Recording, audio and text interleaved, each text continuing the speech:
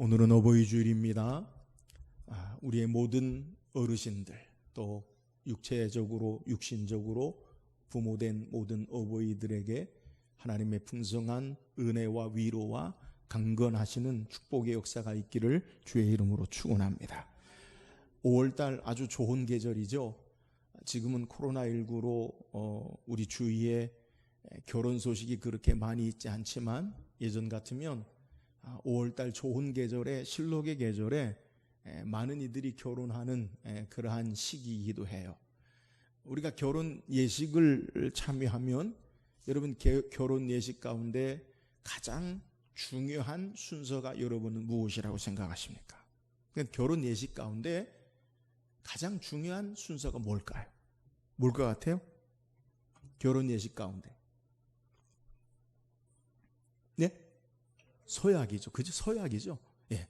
결혼 예식 순서 가운데 가장 중요한 순서는요, 결혼 서약이에요. 서약.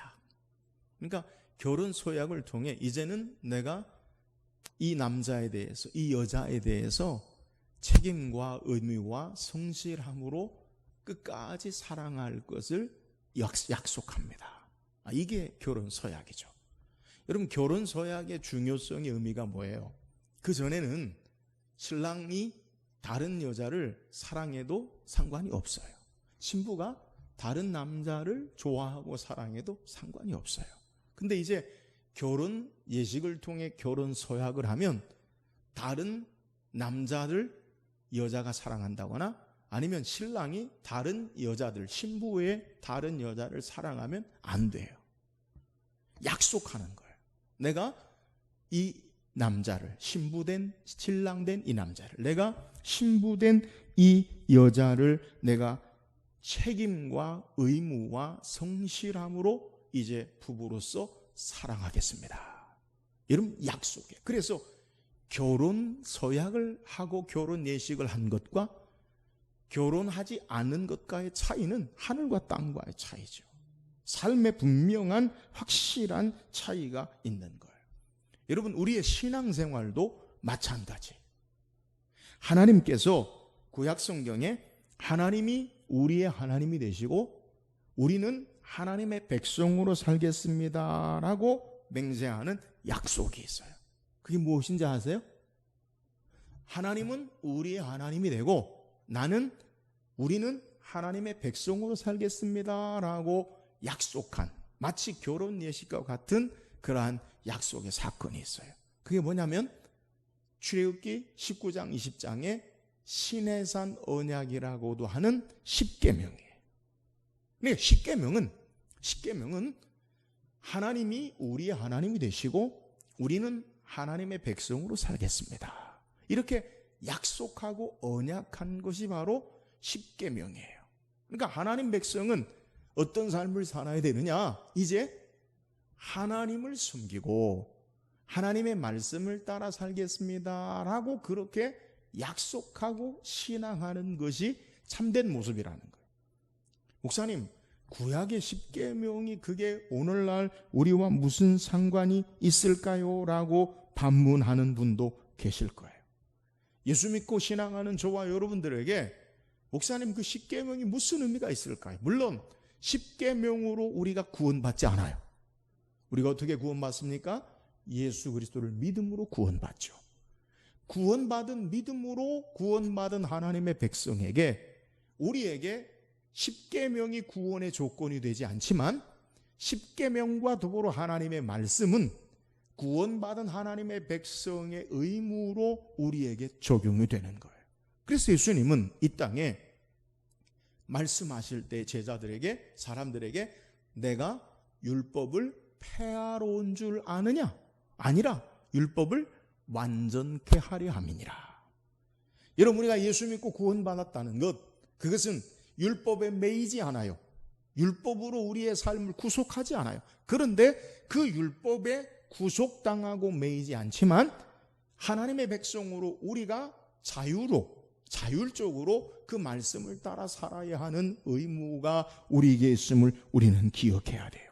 그러므로 구원받은 하나님의 자녀로 성경은, 말씀은, 구약은 폐하여진 게 아니라 다시 좁은 의미의 계명, 10계명은 우리에게 하나님의 백성으로 살아야 할 참된 신앙의 기준 모습을 제시하고 있다라는 사실을 우리가 기억해야 돼요. 자, 하나님은 하나님 백성으로 우리가 어떻게 살아야 되느냐? 예수 믿고 구원받은 하나님의 자녀들이 어떻게 살아야 되느냐? 성경의 축약, 좁은 의미로 계명을 주었어요. 10가지 계명을 주었어요.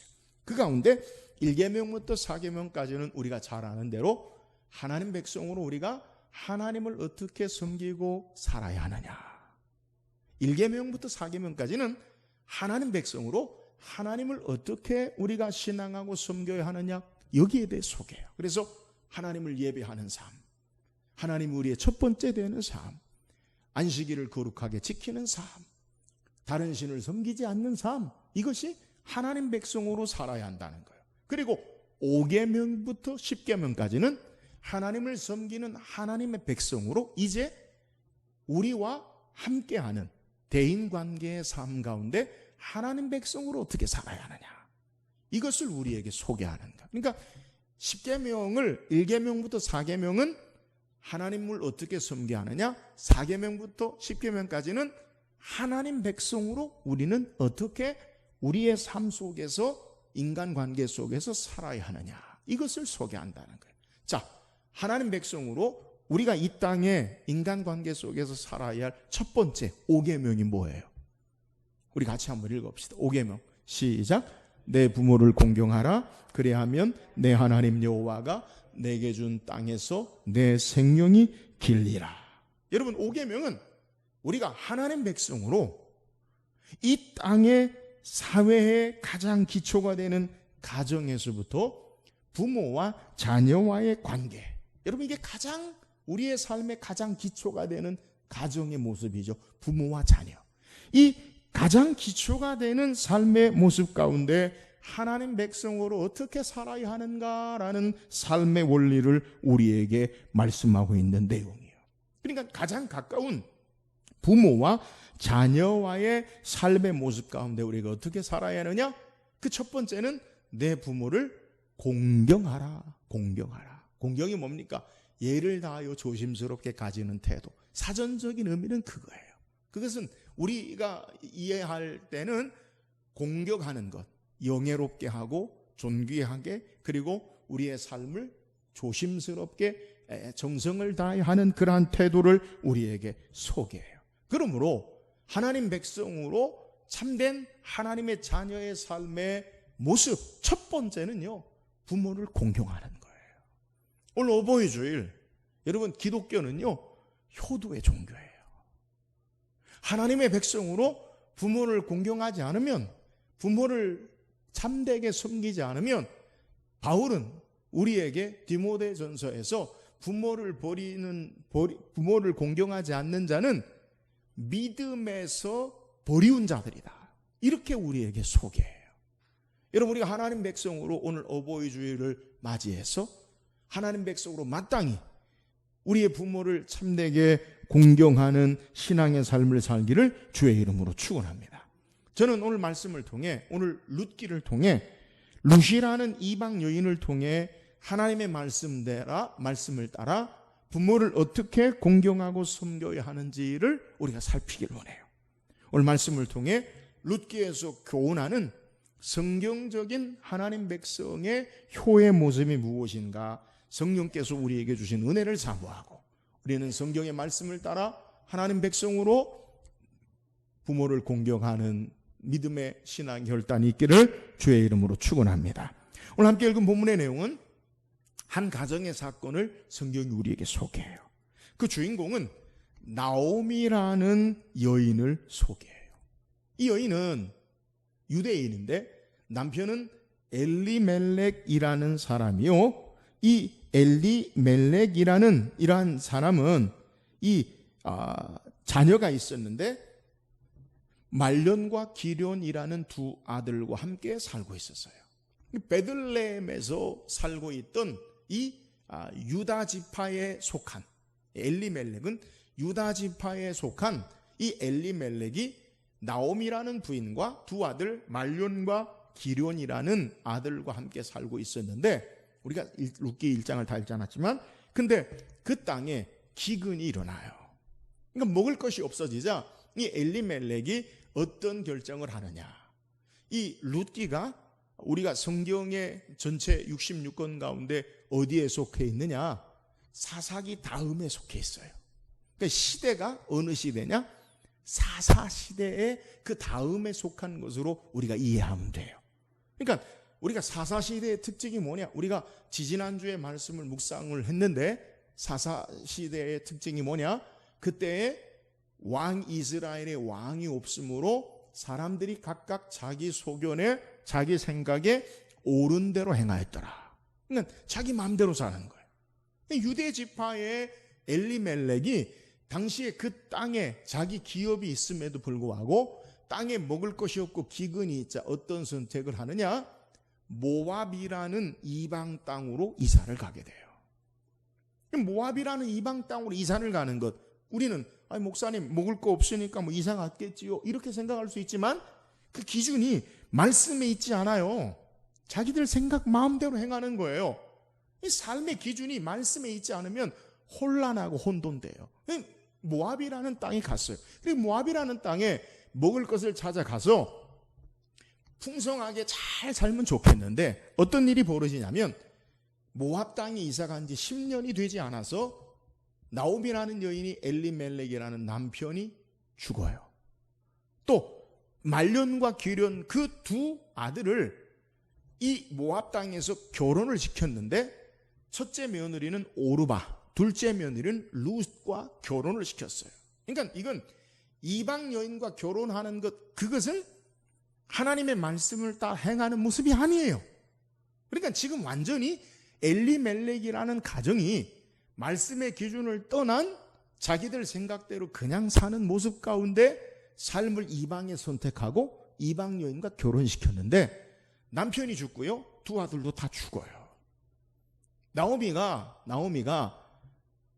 두 아들과 남편을 잃고 또 어렵게 살다가 자기 고향 베들레헴에 하나님이 그의 백성을 돌보셨다. 이 말은 먹을 것을 주시고 풍성하다라는 소식을 듣고 고향 땅으로 돌아가기로 결정을 해요.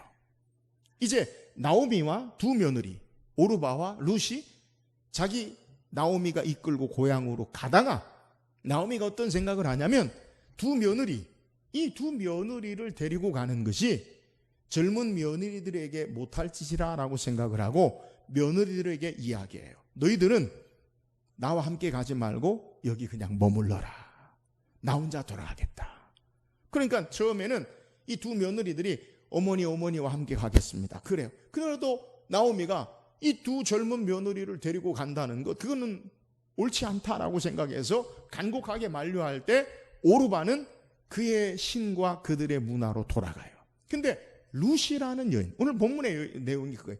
룻이라는 둘째 며느리는 자기 고향으로 돌아가지 아니하고 나오미에게 이야기해요. 어머니가 하는 곳에 나도 가고 어머니가 섬긴 하나님이 나의 하나님이 되고 어머니가 죽으시는 곳에 내가 죽기를 원하나이다. 죽음 외에 내가 어머니를 떠나면 내가 저주를 받을 겁니다. 그래서요 고향으로 돌아가요. 나오미가 고향 베들레헴에 돌아가니까 사람들이 이야기해요. 야, 나오미가 돌아왔다. 나오미의 이름이 뜻이 뭐냐? 기쁨이 기쁨. 나오미가 이야기해요. 나를 나오미라 부르지 마라. 기쁨이라 부르지 마라. 기쁨이라 부르지 말아라. 말하는 쓰디 쓴 괴로움, 고통이라 부르라. 그래, 오늘 본문의 내용의 모습이 뭐냐? 나오미라는 여인, 모든 것을 다 잃어버린 그 여인에게 룻이라는 이방 여인이 함께함을 통해서, 이 룻이 단순히 이방 여인이 아니라 하나님의 백성으로 어떻게 이 나오미와 함께 행했는가라는 사건을 성경을 우리에게 소개하고 있는 내용이에요.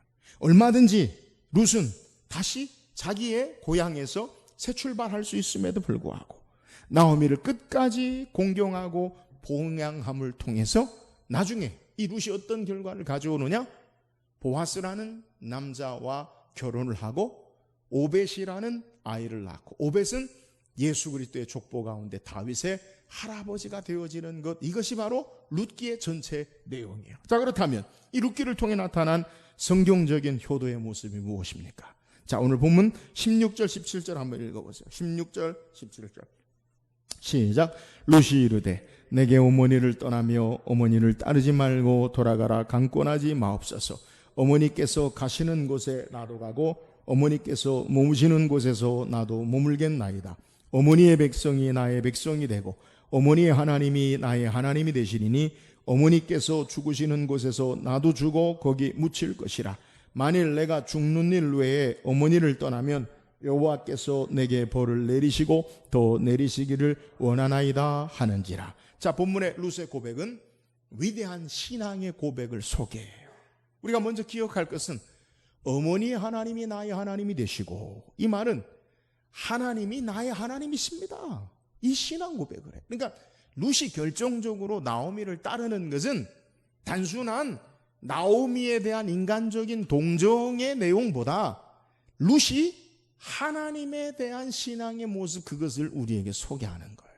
그러면서 그가 고백할 때 어머니를 떠나면 여호와께서 내게 벌을 내리시고 더 내리시길 원하나이다. 그러니까 이미 나오미의 둘째 며느리였던 룻은 하나님을 경외하는 신앙의 모습을 우리에게 소개해요. 또 그의 신앙 고백과 더불어서 룻의 어머니에게 말한 내용을 보면 그 강조하는 내용이 뭐예요? 한마디로 이야기하면 내가 어머니와 함께 하겠습니다. 여러분, 이것을 이해하게 해요. 그러니까 이 나오미가 어머니가 가는 곳에 나도 가고 어머니가 사는 곳에 나도 살고 어머니가 죽는 곳에 나도 함께 있겠습니다 라고 고백하는 핵심의 내용이 뭐냐? 그것은 죽음 외에는 항상 어머니와 함께 하겠다. 여러분, 이것이 바로 룻의 고백이에요. 어머니와 마음을 같이 해주고 뜻을 같이 해주고 삶을 같이 하겠습니다. 이것이 바로 룻이 고백하고 있는, 나오미에게 말하고 있는 내용의 핵심이라는 거예요. 사랑하는 여러분, 오늘 어버이 주일이에요.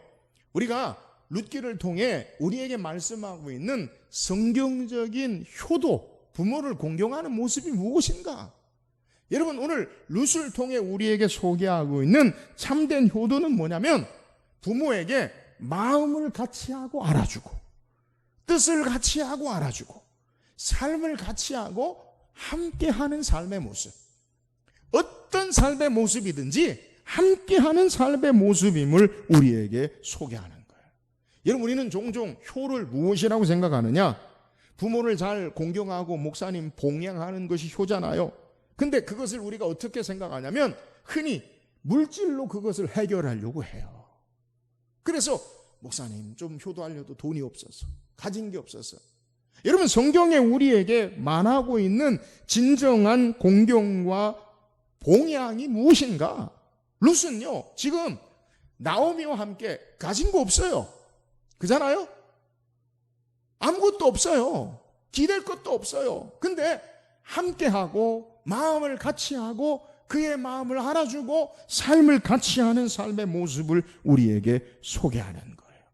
여러분, 오늘 우리에게 참된 성경적인 효의 모습이 무엇인가? 그건요, 마음을 알아주고 같이 하고 삶을 함께하는 모습, 이것이 효다라는 사실을 우리에게 소개하는 거예요. 오늘 부모를 공경한다라는 하나님 백성으로 우리가 어떻게 실천적인 효의 모습을 살아야 하는가? 여러분, 부모의 마음을 같이 하고 함께 해주는 거예요. 오늘 가장 중요한 것, 그것이 뭐예요? 함께 하는 거 아니에요? 함께 하는 거. 오늘 우리의 삶의 모습 가운데 내가 부모의 마음과 함께 하고 있는가? 말씀을 따라서 삶을 함께 하고 있는가? 여러분, 효가 뭐냐? 마음과 삶과 뜻을 함께 하지 않는 것, 단절된 것, 그것이 불효라는 거예요. 오늘 우리의 삶에 저와 여러분이 마음을 같이 하고 함께하는 참된 효의 하나님 백성의 삶을 살기를 주의 이름으로 축원합니다.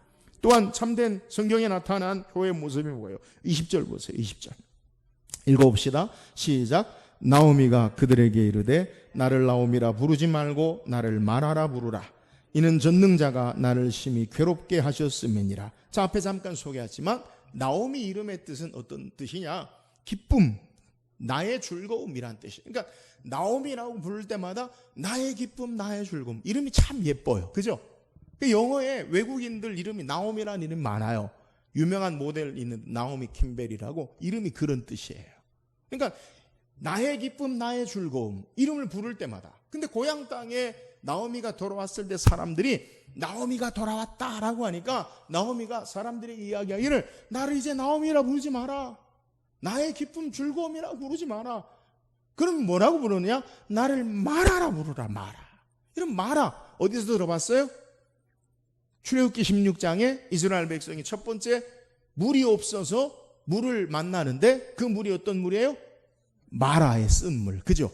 그러니까 쓰디 쓴, 괴로운, 고통 이런 의미의 뜻이에요. 그러니까 나를 기쁨이라 즐거움이라 부르지 말고 괴로움이라고 불러라. 그리고 고통이라고 불러라.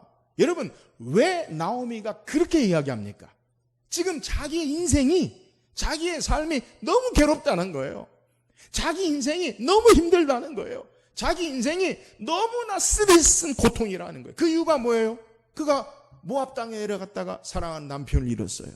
그가 사랑하는 두 아들을 잃었어요. 지금 남은 게 뭐예요? 고향 땅에 돌아올 때 아무도 없는 것 같은, 남편도 없어요, 돈도 없어요, 먹을 것도 없어요, 가진 것도 없어요, 아무것도 없어요. 그 삶의 모습을 표현하고 있는 게 나를 말하라고 해라, 고통이라고 해라, 그렇게 부르는 거예요. 여러분, 인생에 우리는 때로는요 쓰디쓴 고통의 삶을 만날 수 있어요. 근데 중요한 건 그 쓰디쓴 고통의 현장 가운데 누가 있느냐? 룻이 함께해요.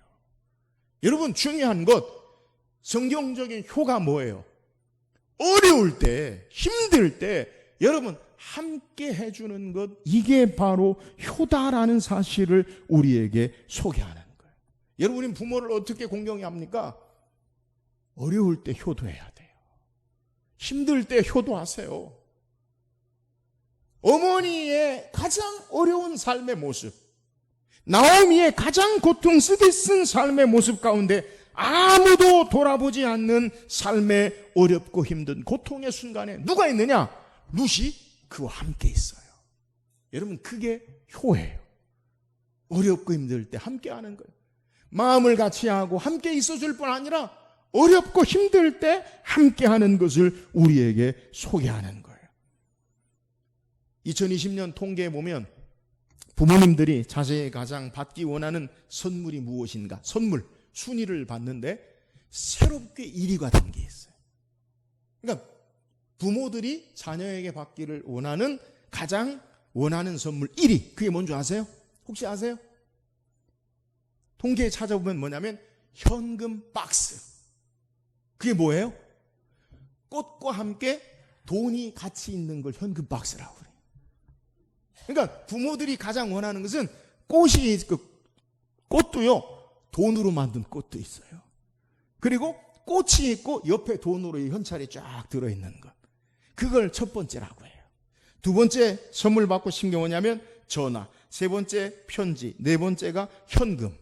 그러니까 전에는 그냥 현금 1위였는데 그 현금 1위가 아니라 현금과 함께 들어있는 현금 박스. 한번 여러분 찾아보세요.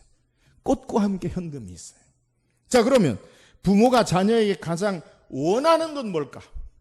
받고 싶은 선물은 현금 박스. 원하는 건 뭘까? 1위가 뭐냐? 찾아와주고 함께 해주는 것으로 그렇게 나와 있어요.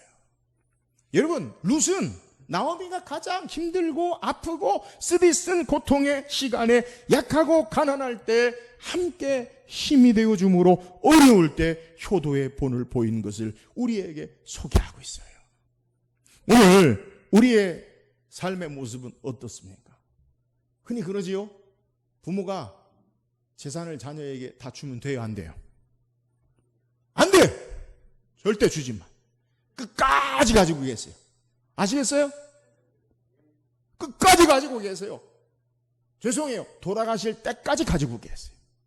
미리 나눠주면 그야말로 아무것도 아닌 허수아비 되는 거예요. 자녀들이요, 부모가 돈이 있고 힘이 있으면 자주 찾아와요.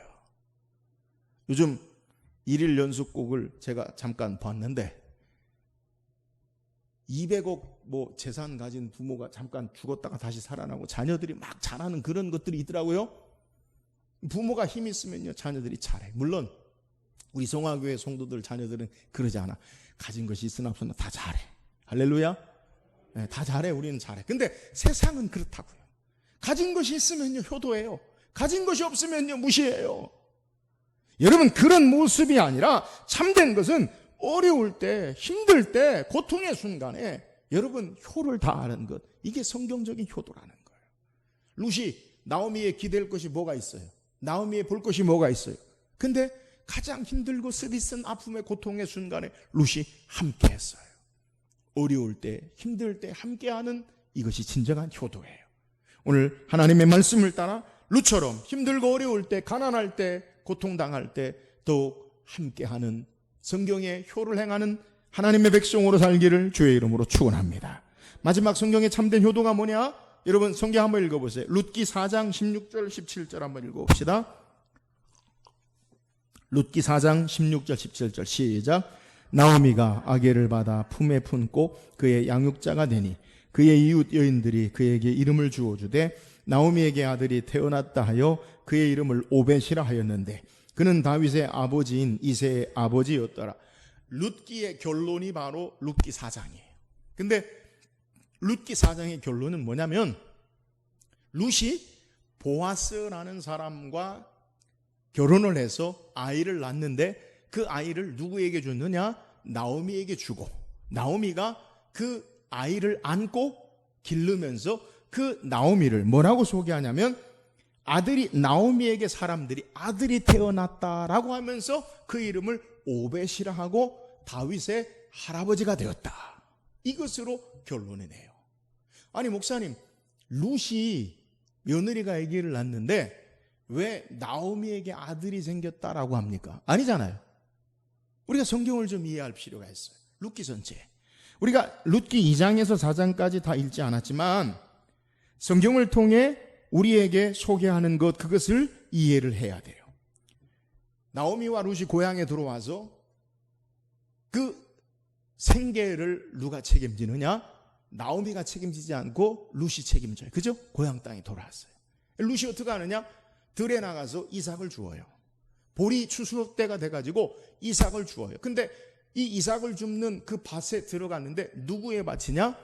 보아스라는 사람의 밭이에요. 근데 마침 보아스가 평소에는 밭에 나오지 않는데 룻이 추수하는 이삭을 뒤돌아가면서 추수를 끝낸 그 이삭을 남겨놓은 것을 줍는데 그 현장에 나갔어요. 그러니까 보니까 못 보던 여인이 이삭을 줍는 거예요. 사람들을 시켜서 저 여인이 누구냐? 그러니까 이야기하는 거예요. 엘리멜렉의 나오미의 둘째 며느리인데 이방인인데 시어머니를 모시고 여기 와서 공경합니다. 아 그래? 그러면 그를 부르라. 그리고 말하기를 다른 데 가지 말고 여기서 추수할 것 떨어진 이삭을 주어라. 그리고 사환들에게 저 여인을 건드리지 마라. 잘 대해줘라. 그리고 집에 많은 것을 이삭을 주어서 집에 가지고 왔어요. 근데 나오미가 딱 보니까 시어머니가 보니까 이삭을 가지고 왔는데 보통의 이삭에 수고한 것을 가지고 온 게 아니라 많이 가지고 왔다고요. 배려를 해서. 그러니까 이게 무슨 어떻게 이렇게 했느냐라고 물어보니까 얘기하는 거예요. 내가 밭에 가서 이렇게 줬는데 주인이 이야기하고 만나서 거기서 다른 데 가지 말고 또 오라고 그랬어요. 그러니까 나오미가 하나님을 찬양하려다. 그는 우리의 기업물을 짜다. 보아스가. 기업물을 짜가 뭐냐? 히브리어로 고엘이라고 하는데 고대의 사회보장적인 의미에서 하나님께서 사람이 자기 재산이나 친족이나 그런 걸 잃어버렸을 때 가장 가까운 친족 가운데 그것을 갚아주거나 원수를 갚아주는 사회를 보호하는, 보장하는 그러한 의미가 바로 고엘이라는 제도예요. 그러니까 보아스는 엘리멜렉의 친족이에요. 지금 엘리멜렉의 나오미의 시어머니의 집이 쫄딱 망했어. 아무것도 없어. 근데 고향 땅에 돌아와서 어떻게 살아야 되느냐? 가까운 친족이 그가 가지고 있던 기업들, 땅들, 그것을 회복하고 그리고 그것을 되돌려주는 의무가 있는 거예요. 그걸 누가 하느냐? 가까운 친족이 그렇게 해요. 자손이 없어요? 그럼 어떻게 하느냐? 그 자손을 주어서 그 기업을 이어서 행할 수 있도록 보호하게 만들어주는 것이 바로 고엘이라고 하는 기업물을 짜요. 자, 나오미가 룻에게 이야기해요. 자, 이제 추수가 때가 되면 이 타작마당에서 추수를 하게 되는데 보아스가 거기 있을 거다. 그럼 너는 밤에 목욕하고 살짝 보아스가 자는데 가서 들어가 자라. 이거 며느리에게 시어머니가 시킬 일입니까? 좀 이상하죠. 식구금도 아니고. 근데 그렇게 해요. 그러니까 이 보아스가 잠자러 들어갔는데 웬 여인이 있지요. 그리고 말하기를 너가 현숙한 여인인 줄 안다. 그러니까 이야기해요. 당신이 우리의 기업물을 짜라고 시어머니가 얘기했습니다. 그래, 근데 가장 가까운 친족이 의무를 해야 되는데 나는 가장 가까운 친족이 아니라 가장 가까운 친족에서 조금 먼 친족이니까 내일 날이 밝거든. 성에 들어가서 가장 가까운 친족이 그 의무를 행하지 않으면 그 의무가 나한테 오면 내가 그 의무를 행하리라. 그리고 그 다음날 성에 들어가서 가장 엘리멜렉에 가까운 친족의 이야기예요. 엘리멜렉의 기업을 회복해야 되는데 기업물을 짜고 당신이 보호하겠습니까? 그러니까 나는 제사상에 손해를 주고 그렇게 안 한다. 신발을 뒤집고 난 안 한다라고 하니까 보아스가 그 일을 감당하게 돼요. 그래서 이 보아스가 룻과 결혼하고 아들을 낳고 그 아들이 나오미의 아들이 되어지고 엘리멜렉의 가문이 회복되어지고 그래서 그 가문이 어떻게 되느냐? 성경은 뭐라고 이야기하느냐? 다윗의 할아버지. 이 말이 뭐예요? 장차 예수 그리스도를 통해 찢겨졌던 그리고 무너졌던 삶의 모습을 회복하고 다시 세워주는 참된 소망이 있는 내용으로 룻기를 마무리한다는 거예요. 자, 저는 룻기를 통해 성경적인 효도가 뭐냐? 여러분, 룻이 나오미에게 행한 게 뭐예요? 내일의 소망을 줘요. 자녀를 주고요. 그리고 기업을 잇게 하는 귀한 소망을 있게 해요. 예수님을 통한 참된 소망, 아니 가장 가깝게 내일의 참된 소망이 있는 삶을 룻을 통해서 행하는 것을 우리에게 소개해요. 여러분 성경에 룻기를 자세히 읽어보세요. 룻이 원해서 보아스와 결혼한 게 아니에요. 물론 보아스가 훌륭한 인격의 사람이에요. 철저하게 나오미의 계획에 의해서 그렇게 행한 거예요. 왜요? 자기 시어머니에게 내일의 참된 소망, 기업을 이을 참된 보호가 룻을 통해서 이루어지고 있는 모습을 성경이 우리에게 소개하는 거예요. 사랑하는 여러분, 오늘을 아무리 살아도 내일의 소망이 없다면 우리는 참된 행복을 누리지 못해요. 오늘 성경에 참된 효도가 뭐냐? 그건요, 소망이 있는 삶을 주는 거예요. 여러분 오늘 룻기를 통해 우리에게 참된 소망이 있는 삶이 뭐예요? 예수 그리스도예요. 예수 그리스도. 우리에게 룻기를 통해 보여주는 것은 룻을 통해서 보아스를 통해 오벳을 낳고 오벳은 다윗의 할아버지가 되어지고 다윗을 통해 장차 예수님을 통해 우리에게 참된 기업물을 짜로 우리의 삶을 회복하시고 우리의 삶을 돌보시고 우리의 삶을 축복하시는데 초점을 맞추고 있다는 거예요. 자, 그러면 성경적인 효도의 모습이 뭐냐? 여러분 우리의 부모에게 내일의 소망이 있어야 돼요. 연세 들고 나이 들어서 여러분 무슨 소망이 있어요? 흔히 그러잖아요. 나는 아무 소망이 없다. 여러분 자녀에게 소망이 있어야 돼요. 아니 더 크게 하늘의 소망이 있어야 돼요. 예수 그리스도에게 소망이 있어야 돼요. 참된 효도가 뭡니까? 우리 부모가 예수 그리스도로 말미암아 소망 있는 삶을 살게 해야 돼요. 하나님 나라의 소망을 가지는 삶을 살게 해야 돼요. 우리를 통해 내일의 소망에 있는 삶을 살게 해야 된다라는 거예요. 오늘 우리의 신앙의 모습을 통해 우리 부모에게 하늘의 영광에 참된 소망을 가지고 예수 그리스도를 향한 참된 소망이 있는 참된 효를 행하는 저와 여러분 되기를 주의 이름으로 축원합니다. 내일이 없다면요 아무 의미가 없어요. 오늘 우리 자신도 소망이 돼야 돼요. 그러나 더 큰 소망, 그것은 우리 부모가 하늘의 영광에 예수 그리스도를 향한 소망이 있도록 행함으로 참된 효를 행하는 저와 여러분 되기를 주의 이름으로 축원합니다. 오늘 성경 우리에게 룻기를 통해 성경적인 효도가 무엇인지 그것을 소개해요. 여러분 룻을 통해 나오미에게 행한 효가 뭐예요? 함께 하는 거예요. 함께 하는 것. 마음을 같이 하고 삶을 같이 하는 것. 여러분 그게 부모를 공경하는 하나님 백성이에요. 오늘 룻을 통한 성경적인 효도가 뭐예요? 가장 힘들고 어려울 때 함께 힘이 되어주는 거예요.